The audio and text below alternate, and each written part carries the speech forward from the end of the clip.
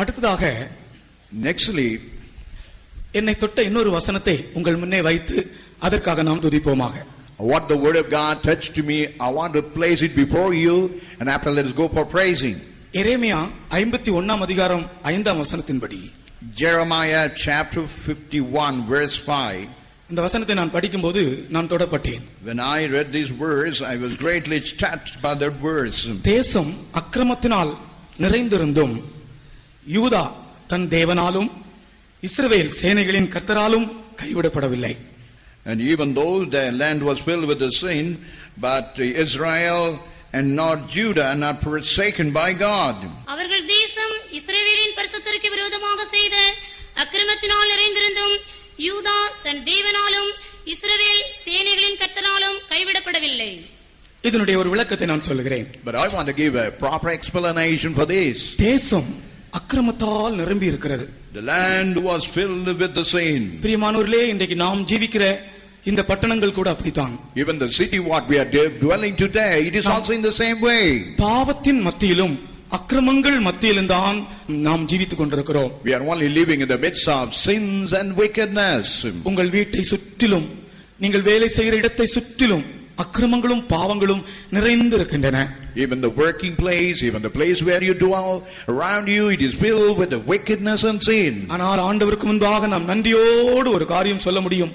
அந்த அக்கிரமத்திலே, அந்த பாவத்திலே நாம் விழுந்து விடாதபடி தேவன் நம்மை பாதுகாத்தார். But one thing we can say with a grateful heart, but God has really preserved us that we might not fall into that kind of sin or wickedness.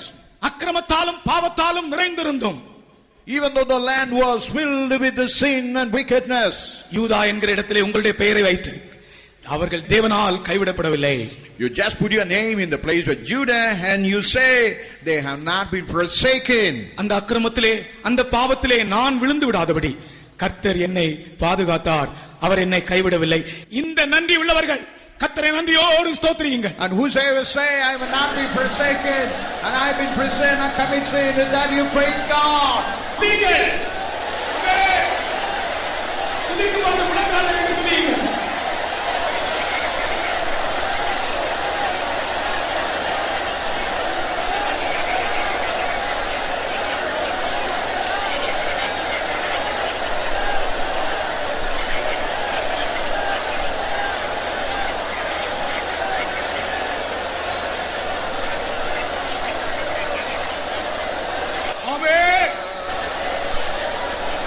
அக்கிரமத்திலும் பாவத்திலும் விழாதபடி எங்களை கர்த்தாவே கைவிடாதபடி காத்தீரே, உம்மை ஸ்தோத்திரிக்கிறோம்.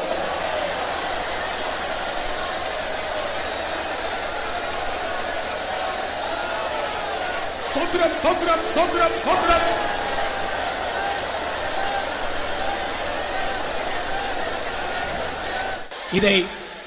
இதை நான் சொல்லும்போது உங்களுக்கு தெரியும், பாவம் நிறைந்த அக்கிரமம் நிறைந்த சூழ்நிலைகளிலே எந்தெந்த சந்தர்ப்பங்களில் நீங்கள் விழுந்து விடாதபடி கர்த்தர் உங்களை கைவிடாமல் பாதுகாத்தார் என்று உங்களுக்கு தெரியும். அந்த நன்றியோடு கர்த்தரை துதியுங்கள் திரும்பவுமாக. And I don't want to say, you know in what all the circumstances God preserved you not to fall. Think about and praise God. Amen. Amen. ஸ்தோத்திரம் ஸ்தோத்திரம் ஸ்தோத்திரம் ஸ்தோத்திரம்.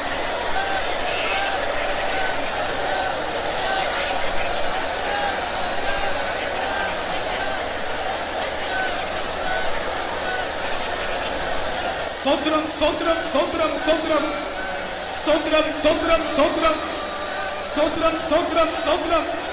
ஆமென். ஸ்தோத்திரம் ஸ்தோத்திரம் ஸ்தோத்திரம். அல்லேலூயா.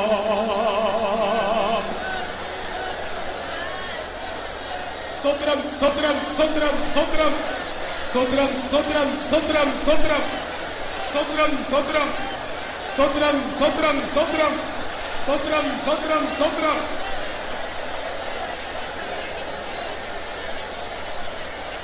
ஹல்லேலூயா.